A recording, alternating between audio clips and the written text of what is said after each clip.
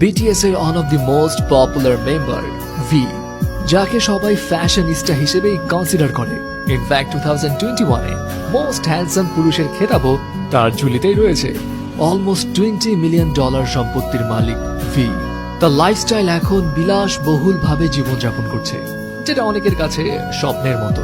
In fact V এর কাছেও একটা সময় তার এই লাইফস্টাইলটা স্বপ্নের মতোই ছিল, কারণ ভি যেই ফ্যামিলি ব্যাকগ্রাউন্ড থেকে উঠে এসছে সেখানে এমন বিলাসবহুল লাইফস্টাইলের কথা আসলেই কেউ ভাবে না।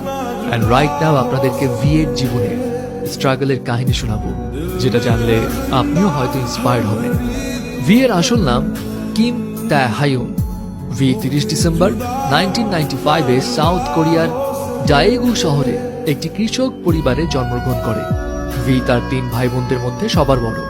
তার পরিবারের ফিনান্সিয়াল অবস্থা খারাপ হওয়ার কারণে ভি এর বাবা মা দুজনেই কৃষিকাজ করতেন। দ্যাটস ওয়াই ভি এর সঙ্গে তাদের খুব বেশি সময় কাটানোর সুযোগ হতো না, এবং ভি কিন্তু এই কারণে ছোটবেলা থেকেই তার দাদির কাছেই বড় হয়েছিল। ভি এক ইন্টারভিউতে জানিয়েছিল তার দাদি তাকে 14 বছর ধরে লালন পালন করেছে, এবং তার দাদি তার অনেক কাছের একজন মানুষ ছিলেন।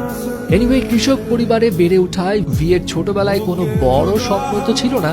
সে খুব ছোট থেকেই ধরেই নিয়েছিল বড় হয়ে সে তার বাবার মতোই কৃষক হবে। বাট ভি এর এই চিন্তা ভাবনা টোটালি পাল্টে যায় যখন ভি তার বাবার ইন্সপিরেশনে স্যাক্সোফোন বাজানো শেখা শুরু করে। আর ব্যাস তখন থেকেই তার ভিতরে মিউজিকের প্রতি আগ্রহের বীজ একটু একটু করে বোনা শুরু হয়। কিন্তু এখানে একটা কথা আছে, ভি তার বাবার ইন্সপিরেশনে মিউজিকে হাতে খড়ি পেলেও তার বাবা মায়ের করা ইনস্ট্রাকশন ছিল মিউজিক নিয়ে ক্যারিয়ার পার্সু করা যাবে না। তবে ভি যখন ক্লাস 9 এ পড়ে তখন তার লাইফে আসলো আনপ্রেডিক্টেবল একটা টার্নিং পয়েন্ট।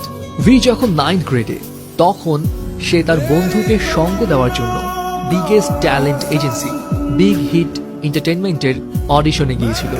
ভি এর কিন্তু সেখানে অংশগ্রহণ করার কোনো পরিকল্পনাই ছিল না, সে জাস্ট তার ফ্রেন্ডের জন্যই গিয়েছিল। কিন্তু হঠাৎ করে বিগ হিট এন্টারটেইনমেন্টের একজন সদস্য ভি কে ওই শোতে পার্টিসিপেট করতে বলে। ভি অংশগ্রহণও করে। সারপ্রাইজিং বিষয় হচ্ছে, যেই মানুষটার পার্টিসিপেট করার কোনো প্ল্যানই ছিল না সেই মানুষটাই একমাত্র পুরো শহর জুড়ে সিলেক্ট হলো। ব্যাস এরপর আর কি, ভি তার বাসায় তার বাবা মাকে সামহাউ বুঝিয়ে শুনিয়ে ট্রেনিং ক্যাম্পে যাওয়ার জন্য পারমিশন নিল। কিন্তু আমরা তো জানি কে-পপ ইন্ডাস্ট্রিতে নিজেকে প্রুভ করতে হলে ট্রেনি পিরিয়ডটা কতটা কঠিন হয়। অ্যান্ড অন্যান্যদের মতো ভিকেও খুব সকালে উঠে দিনে 12 থেকে 15 ঘন্টা প্র্যাকটিস করতে হতো। খাওয়া দাওয়ার স্ট্রিক্ট ডায়েট ফলো করতে হতো। ফ্যামিলির সঙ্গে যোগাযোগও ছিল লিমিটেড, এবং ট্রেনিং এর এই কঠিন পরিস্থিতি দেখে ভি এক পর্যায়ে ডিসাইড করে নিয়েছিল সে গিভ আপ করে ফেলবে। ভি এক ইন্টারভিউতে জানিয়েছিল সে তার বাবাকে এক রাতে কল করে কান্নাকাটি করেছিল এবং জানিয়েছিল সে ফিরে আসতে চায়। তার বাবা তখন ভিকে একটা কথাই বলেছিল, ফিরে আসতে চাইলে আসতে পারো, এখানে তোমার জন্য আরো অনেক সহজ কাজ আছে। ভি জানায় তার বাবার ওই কথাটাতে সে কিছুটা ইম্বারেস ফিল করেছিল। এন্ড এরপর সে ডিসিশন নিল যত কষ্টই হোক সে যেই টার্গেট নিয়েছে সেটার শেষ পর্যন্ত দেখেই ছাড়বে। আর 3 বছর কঠোর পরিশ্রমের পর ফল পেল ভি। 2013 সালে ভি বিটিএস ব্যান্ডে ডেবু করে। আর এখন তো আমরা সবাই জানি এই কৃষকের ছেলে কোন লেভেলে পৌঁছে গেছে। সো ভিউয়ার্স, বিটিএস এর মেম্বার ভি এর এই জীবন কাহিনী আপনার কাছে কেমন লাগলো?